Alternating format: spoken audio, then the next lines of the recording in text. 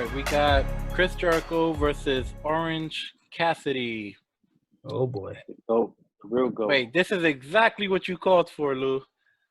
Cassidy was serious the entire match. Okay. All right. Okay. He comes in like a bat out of hell. He's fired up from the beginning. It doesn't take not even a second before he's chasing Jericho around trying to kill him. There is one spot where he does the soft slaps. That's what you're talking about, right? No, that was just one spot, and it led to the super kick. So It led to it was. I thought it was stupid, but once he hit him with the super kick, I was like, okay, if he only does that one time in the match, then I'll let that one be. Yeah, this match had 700 reversals, which is a Jericho pretty much special. That's what probably he's really, really, really, really good at. Besides reinventing himself, in his matches, there's always very, very creative reversals. There was even like a flying Hurricane Rana into the walls. I thought that was cool. Then the ending is he puts him in that kind of weird pin that probably didn't go well. I don't know why. Awkward. I've seen him do. I think this might be Jericho being a little too fat for this pin. Too stiff. Yeah.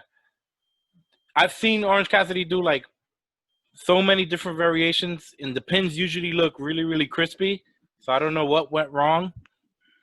Of course, Taz being so damn good, he doesn't even hesitate. He's like, "Oh, he's got him in the mousetrap. He's got him in the mousetrap." So he kind of knew what was going on, even though we didn't.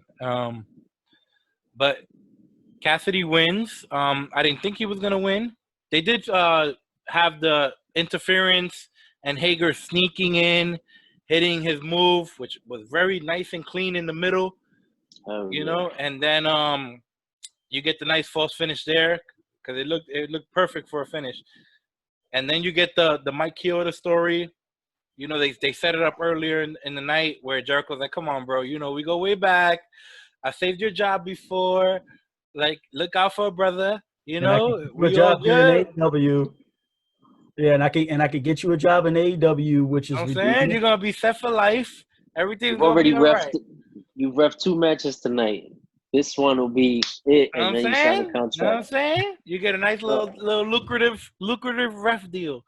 I'm already hired, bro. I've been here all night. Thank you, Chris. Thank you. I'm already hired. Well, Chioda does do a good job of selling the whole situation. He's like, "What the fuck is wrong with Jericho? This guy's losing his fucking mind," which he is losing his goddamn mind. He's been losing it for probably like 4 or 5 months already.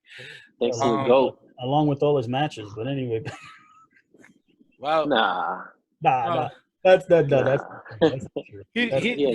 This was a big loss. But I mean, like I said, the babyface eventually's got to get his. What was the finish, Vic? That roll up. Well, they do the ref spot where he's telling the ref to turn around. The bat. Yeah, so he's gonna. Then the bat gets snatched. Does he go for the pin right there? No, he goes for a Superman punch. He hits him with the Superman punch. Then Jericho, is able to counter, and then he gets put into that really awkward look. Oh, he went to the Judas. Yeah. And then Orange rolled him up, and then it was awkward. Yeah. And that awkward. Yeah, I thought the match was cool. Wasn't what I expected. For some reason, I expected more. I was really excited for the match, and I'm kind of disappointed. To be honest, Orange was carrying Jericho. I don't know. The psychology, Jericho's got to unpack, but the ring work, I kind of want to see Jericho on the mat only. Everything looks a little bad. He did the lion salt bad. The drop kick looked a little funny. Going to the top rope. I just want to see him on the mat. I don't want to let Orange do all the flying, the jumping, the whole thing. But Jericho, I want to see him on the mat. Just let me get 2 Walls of Jericho's submission. I don't know. Jericho, he looked really stiff to me in this match. He looked really like out of shape. I thought Orange was carrying him. The psychology Jericho's got. Jericho's facial expressions, I see him in his ear, like, let's do this next spot. I see him talking to the refs, so he's controlling the match. But beyond that, I thought Orange was saving his ass with some of these moves. I thought so. The interference, Jake Hager's was fine. The tag teams up top, they looked stupid. They came out, stood in one little spot, tussled, and then ran back out. It looked like a Broadway play, like extras running in and out. It looked really stupid. And the Mike Chioda being distracted while they're all the way up there made no sense to me. They could have done a better job there. At least get closer to the ring and actually a real scuffle. It looked stupid. I mean, the roll up is what it is. Like Vic said, Taz really sold it, but I'm glad Cassidy won. I predicted he would win, and let's take it from here. Yeah, this match was in terms of you saying that Orange Cassidy was you thought he was carrying Chris Jericho. That couldn't be the furthest thing from the truth. The reality was that Chris Jericho was basically wrestling himself. He was basically, and I'll explain as I go along. The first thing that I looked at when I saw Chris Jericho and Orange Cassidy when the match started is that Orange Cassidy, and I say this with all due respect, Orange Cassidy looks like a child standing next to Chris Jericho. And Chris Jericho he's about 5'10", and he probably goes about 220. That is not a big man in professional wrestling, and Orange Cassidy looked like a child standing next to him. There's just something like really awkward to me seeing that. The fact that Orange Cassidy won a hockey fist fight at the beginning of the match was like, why? Like, I know you're trying to establish that Orange Cassidy's all into this match, but the reality is that when he was throwing those fists and all that, the offense looked really weak, and Jericho looked like he could easily just grab him in the corner, smack him in the mouth, give him a few kicks, and Orange would be down long enough so that Jericho can get offensive control of the match.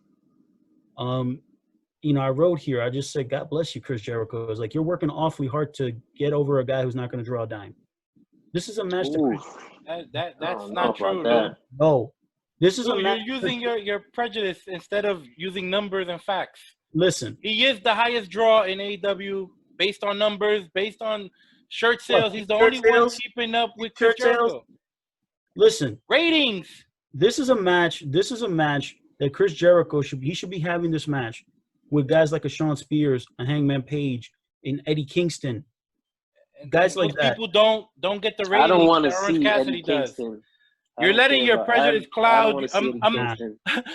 Stop. Imagine Steve Austin, who's clearly selling all these shirts and clearly the biggest ratings draw, and they're like, you know what? We're not going to pull the trigger on Austin. Oh my God. Even though he has the most ratings. No, you have to stop thinking, just because it's Orange Cassidy, it's impossible for him to be a draw. Just because he looks the way he looks. Yeah, probably. No, that's not true. That is not true. Yes, yeah, maybe because he's short. That's ridiculous. No, listen. As this match went along, the one thing that I was able to clearly see is that Orange Cassidy is not on Chris Jericho's level, in terms of working wise. And I don't know how you could see that because you weren't in the room when they were putting the match together, so I don't see how you could see that. I'm watching the execution of the match. It's the execution of it. That's what I'm watching, is the execution. Yeah, I'm not in the room and I'm not seeing, but it's not like they're gonna say it to make it look a certain way, to be like, if you're trying to get somebody over and you're trying to get Orange Cassidy over, no matter how I might feel independently of him, because I'm always open that they can put them in storylines and put them in situations that I can actually buy and say, all right, this is good. But it's not. It's just not. I do agree. Orange Cassidy was trying. He was trying to be serious. I don't think that he succeeded but he was definitely trying. He wasn't nearly as goofy and all the stuff that I always get on him about. So he wasn't. That's good. And to Chris's point, and I wrote this in one of my notes, I like Jericho's offense. However, I don't want to see him doing the high flying stuff that he did 20 years ago because it doesn't look nearly as crisp. And I understand why, because age and attrition will do that to you. But the fact that when you take a look at these two guys and you see that Chris Jericho is so much bigger than Orange Cassidy, the way that the match has to be laid out from an offensive perspective is Orange Cassidy has to do all the high flying stuff because that's the way that he's going to win. That's the way that he's going to be able to get offense on Jericho. He's going to have to use those high-flying moves. Jericho has to use a more ground-and-pound game because he's bigger, he's stronger, and he has a beef. He dislikes Orange Cassidy. Pound on him. Beat him down. Be a heel. I don't need to see him doing the lion salt or the drop kicks off the ropes, as Chris was saying. Again, they were fighting on the floor during the picture-in-picture. I always have an issue with the picture-in-picture. You should not – those types of moments are moments that should be on, the main feed. I don't want to see it in the picture-in-picture. That's all it is. I have no problem with them doing it. I just don't like that they're doing it in the picture-in-picture.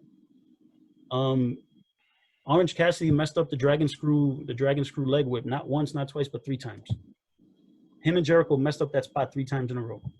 I think it was Jericho, bro. That's a Jericho looked thing, like bro. shit. I'm just saying the two of them. The guy on Jericho. offense cannot mess up the dragon screw leg whip. Jericho has to commit. It's an And he easier built move. like he looks like shit. That's fine, but at the end of the day, both guys are doing the spot, so both guys messed it up. Whether we want to give a percentage of who's more at fault, that's fine. We could debate that. 80% goes to Jericho. That's fine. I don't care. When Orange Cassidy kicked out of the code breaker, all I thought to myself was like, uh-oh. If he kicked out of the code breaker, I already know what's coming. The code breaker looked like shit too. Yeah, but what I'm saying is that it's been an established finish for Jericho for so long that the fact that Orange Cassidy kicked out of it, I was like, uh-oh. It's not an established finish in AEW. He hasn't beat anyone with the code break in AEW. But come on, I'm looking at Chris Jericho's whole body of work. Well, you shouldn't. His entire body of work. You're looking at a 50-year-old man out here. It's an entire body of work. The code breaker even looked bad, man. He caught him with one leg. Yes, it did. It did not look good. You're right. Jericho was struggling, man. He's been struggling for a while to me. Then Chris Jericho comes and grabs the baseball bat, which again I'm just like, why is Jericho doing this? I understand that he's gonna be like, I'm gonna beat up Orange Cassidy with the bat, and since I've already bullied Mike Chioda earlier, he's gonna turn his back and whatever. Chioda does the babyface thing. He always gives the referee the shine spot, whether it's Aubrey or in this case Chioda. He always gives the referee their shine spot. When Orange Cassidy hit that that body slam move, Jericho basically body slammed himself. He basically body slammed himself. That's every goddamn match, every wrestler, Lou. Because it's Orange Cassidy, you won't give him any credit. Back. For goodness sake. I didn't see you call out the damn Bronson Reed. Did you see the Bronson Reed spot where Bronson Reed is already like gripping this guy's tights before he does anything? Before he goes for that big thing? You ain't call that bullshit out?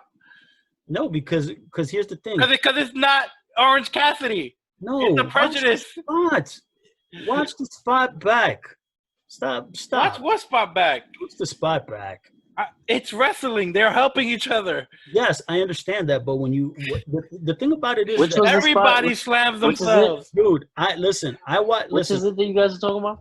This is one match. One spot towards the end of the match where Orange Cassidy, after Chioda takes the bat away from Jericho and Jericho runs over to Orange Cassidy. Orange Cassidy puts him in. It's like a body slam. It's not a. It almost seemed like one of those like neck breaker type things. And when I saw it, it was, listen, generally, I understand that wrestlers help each other. Don't get me wrong. I know that. The reason why I'm calling it out is because it looked so egregious to me, to the naked eye watching it. It's not a matter of, oh, my God, it's Orange Cassidy, so I'm calling him out on it. No. If it would have been done. I've never heard you say this spot looked like they were helping each other. I've never heard you call it. Yeah, exactly. I don't, because generally wrestlers are able to pull it off. It's just funny that you caught it during the Orange Cassidy match. You're being extra sensitive because you love Orange, and since I don't love Orange. but I'm also not blind. Oh no, well, okay.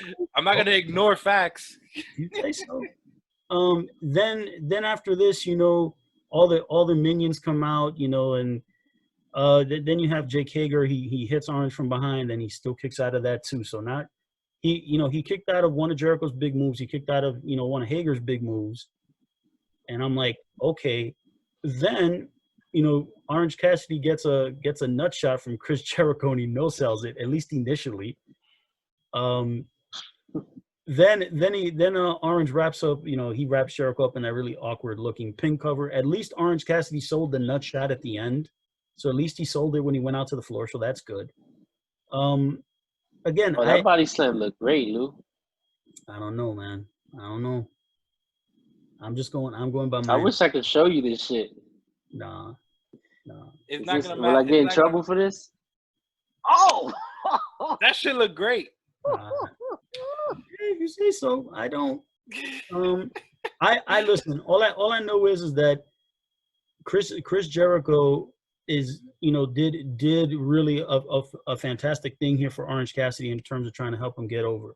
It's a matter for me that when I watch AEW and I look at Orange Cassidy, I have a really hard time thinking that Chris Jericho at almost 50 years of age with 30 years of experience and all the credibility that he brings, all the cachet that he brings, it's almost like there are other guys, and I understand that Lou, he's done worse for less.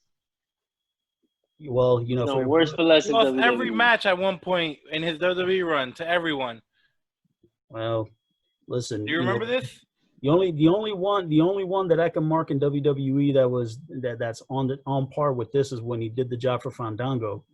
That's the only one that I can point to that's on par with this. I really listen. Orange Cassidy for the AEW audience, if they love Orange Cassidy, God bless him. He's not for me, and I just think that there are a lot of other guys in AEW who Chris Jericho can be having these matches with, and are guys that can get over. But they can get there, Lou. That's the shit. Jericho is big enough where he can do this for 17 guys over the next 2 years. Yeah, but this is just the guy right now. Okay, all right. Listen, all I know is for me is that if I had to bet dollars to donuts that whether once Orange Cassidy and Chris Jericho get separated from one another, whether or not Orange Cassidy could be able to do that for somebody else, and that's where I'm like, Well, it's not his turn to do that for anybody else. It's his turn to get over. It's not his turn to help younger talents get over or do what Jericho's doing. It's Jericho's turn. It's Cody's turn. It was the Young Bucks' turn. That's what they did the whole first year. Kenny's turn. That's what he did the whole first year, was trying to help others get over. And here's the thing. For Jericho and Cody, they could be able to do that based on the fact that they do have large-scale names and a general audience will probably know who Jericho is. Maybe, Cody could be debatable. But for Kenny Omega, the Young Bucks, and those kinds of guys, those are guys that you gotta be a wrestling fan to know who they are. Not if you watched 2 episodes of AEW, Lou. Once you watch two episodes of AEW, you know who the Young Bucks are. Like, well, I don't want to hear that people don't know who the Young Bucks are. That's insane. That is insane. Because if Young Bucks showed up on WWE television tomorrow and there was a crowd there, that crowd, if they showed up at the Royal Rumble, that crowd would lose their minds. They would lose their minds. The shirts would fly off the shelves at a WWE show if it was a Young Bucks. But here's again, my position here is that with the Young Bucks, when again, I'm always under the impression they should have been the very first AEW tag team champions. They're like, no, it needs to be somebody else because we'd be the obvious picks. Okay, fine. Do I think Cody Rhodes should have been the first AEW champion? That could have been debatable. Could have been either him or Jericho. They gave it to Jericho, was the right thing to do. But ultimately, it just seems like these guys, when you're trying to establish them to a national audience, yes, be obnoxious about it. Beat us over the head with it. Because it's not a matter of the fans who know who these guys are already. It's about introducing them to a brand new audience. Lou, there's no brand new audiences. This is especially right now. There's just gonna be the only brand new audience is gonna be kids 10 years or younger just flicking the channel, which never happens. But guys 15, 18 years older and older aren't gonna. Yo, It's not I gonna only know happen, one dude. person who flips through channels, and his name is Renee. Shout out to Renee, who's like a 70-year-old man, even though he's only like 30. But he's the only guy I know flipping through channels. Oh, I'll watch Batman Begins from the middle. Like he's the On only guy I know TNT. flipping through channels. Dude, this Everybody is too else, niche. if This is too you're niche. 40 or under, your shit is DVR'd. You already know what you're watching. You're not wasting your time flipping through channels looking for something that you might be interested in. That in music, you're not listening to the radio going, oh, I wonder if I'm gonna hear some new music today. You're on your iPad, you're on your phone with your music, you're on your Amazon or Pandora or Apple Music. You got your Lou, playlist ready to go. if somebody was flipping through channels and they saw Orange Cassidy, they'd say, "This is the stupidest shit I've ever seen," and they turn the Exactly. TV off. Exactly. But those people don't watch wrestling. They've never seen wrestling in their life. That's the difference. But here's the thing. There's a sector of an audience. Listen, professional wrestling has been on TV since the dawn of television. So anybody, whether you're a wrestling fan or not, you know the pro wrestling's on TV. The thing about it is that when you flip the channels on and you see things like this, the impression is, listen, WWE is the worldwide leader, but they're not very good right now. They're not. Their programming by and large is not very good. So AEW has a fantastic opportunity, and they are trying to provide an alternative. The thing that gets me with this alternative is that when I watch it, this is the same thing that I have groaned about when I've gone to indie shows, and I would sit through a 3-hour show, 3.5-hour show, and yes, there will be maybe 1 or 2 really good matches that I can sit through and enjoy and be like, yo, these were really good. But in between those, there's a lot of garbage in between for my flavor. When I watch it, it's just kind of like, okay, these are ridiculous gimmicks, and I understand they're in the indies, they got to try things out, and it's really trial and error. You're just trying to figure it out when you're in the indies. The thing about it is that this is not independent wrestling anymore. These guys, this is national television, and you're establishing new characters. And for me, if I was not a wrestling fan, or if I was a wayward fan, like let's say I would have given up on wrestling and I hear about AEW, and I turn on and I see Chris Jericho against Orange Cassidy, I'd probably laugh and be like, why is Chris Jericho wrestling this guy? Click, change the channel, and don't go back to it. The fans the wrestling fans who are devoted wrestling fans, who are a much smaller population than ever, yes, they're going to say, oh, Orange Cassidy's great and the Young Bucks are great and we love Kenny Omega and we love everything about AEW. But and the thing is that I'm a guy that when I watch these shows, I'm like, if I see something that's good, it's good. Was this match with Jericho and Orange Cassidy very good? No, it wasn't. It wasn't very good. But that may not have been the purpose of the match. The purpose of this match may have been to get Orange Cassidy over, which, if some might believe that they did, okay, great. Do I think that Orange Cassidy got over in this match? No, not at all. More needs to be done. Much more needs to be done with him. I agree with you. In order for me to, and I blame Jericho. in order for me to even take him partway seriously, and this is where again with Chris Jericho, if he's gonna want to be looked at as a serious heel in AEW at some point, you gotta flip the script. And I'm not saying he needs to kill the comedy, because that's not what this is about. It's a matter of dialing it down to be more of what he was like in the initial stages of the Inner Circle, where what he did was, yes, they had comedy and it was biting, but it was more serious. And you could take Jericho seriously in the things that he's been doing. This year when he was fighting with Matt Hardy and the Drone, and now with Orange Cassidy and all this stuff, it's just comedy. And after a certain point, it could get to a level to where I'd look at Chris Jericho and say, even if you try to get serious again, you're going to have to work hard to get me to believe you. He's definitely got the talent to get me there much faster than others. But in all honesty, this particular program, if it's, again, it's designed to get Orange Cassidy over with an audience that already likes him.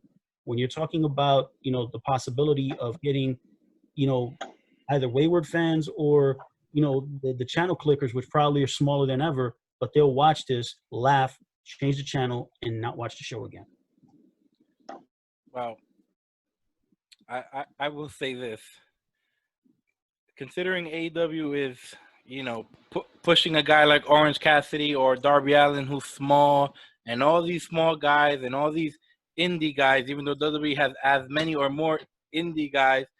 WWE's ratings have been declining steadily during this 3-month period, 4-month period, and it's like 30% down, 40% down. AEW's going up, so much so that they even outdrew Raw 18-49, which is insane. They should not be able to do that. Not with no Orange Cassidy. Yet they're doing it. So they're doing something right. Well, here's the I'm not going to get too crazy with the ratings with that demo rating, because there's a lot more math that goes into that than what it seems. Well, of course, when it's convenient. No, it's a matter that the calculation is based on how many people are watching television in the. Let me give you a better calculation. The only ratings we go off of is cable. Young people don't have cable. Most of AEW's audience is young people. Okay. You know how many people watch AEW that are watching it either illegally or on the TNT app like I do, and probably how Chris does it, or, watching it just highlights on YouTube, or, a billion other ways that are cord cutters. There are no old people that are cord cutters. Well, my mom still has a damn cable box. We keep fighting with her. Cut the cable. I can't use this damn Amazon bullshit. I can't figure it out. Hey, although WWE literally and NXT worse than Raw and SmackDown, their average audience is damn near 60 years old. That is an insane number. Well, that is an insane number. But that's expected when you have a company that's been on. It is not expected for NXT to have an average audience of well over 50 years old, 56 years old. That is insane. No, it's not. They have Adam Cole, Finn Balor. These are cool characters. It doesn't matter whether it's Raw, SmackDown, NXT. The Shield, the WWE Shield, is what people are going towards. Where are the young people is my question, Lou. Why do they not want to watch WWE? Why don't they want to watch NXT? I tell you why. Because they rather watch AEW, which is the cooler show. It's way more fun to watch AEW. WWE is semi-boring. No one's over.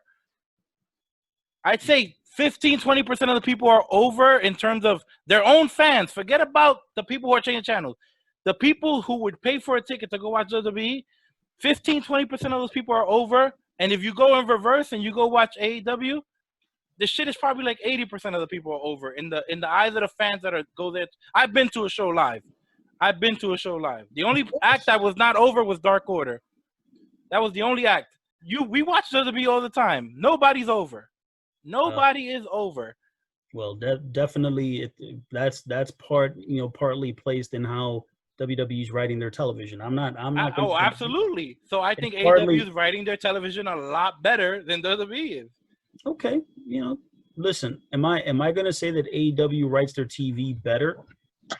Not. Admit it, Lou. WWE TV is garbage. Well, no, it's not garbage. Yes, it is garbage. It's not garbage. It's not garbage. When you have 11 segments or whatever it is, and only one segment is good, that's garbage. No, because see that. Listen, WWE's. Why won't you review Raw SmackDown? Why don't we talk about Raw SmackDown? You don't want to talk about it. No, I would. It's boring. No, I actually watched Raw this week. Was it great? No, but it was certainly not. It was certainly not horrible. It wasn't like, oh my God, I can't sit through this. It wasn't horrible. I think it's a matter right now that with WWE, their momentum is actually on the downturn right now. The one issue with WWE, again, it's all a matter of just whatever ideas are being funneled through Vince McMahon, just allow them more openness and creativity for their programs. I think they're trying, but it's still very much like they have their lane. With AEW, it's very much it's very open, and they're trying a lot of new and different creative things. And I appreciate that. Don't get me wrong. Now, do I think that everything is going to be good? Am I going to watch everything on AEW and say, oh, this is great because it's different? No, if I think it stinks, I'm going to say it stinks. This show for me with AEW, yeah, the last 2 weeks, the shows have been better. Now, are there still things that I look at and say we can go without this? Yes. Just like I would say this about NXT, the same way I'd say it about Raw, about SmackDown, or any other wrestling television show out there. One thing I'll say is that I'm usually thoroughly more entertained watching AEW than NXT. I'm usually bored out of my mind watching NXT. Like and subscribe, everyone.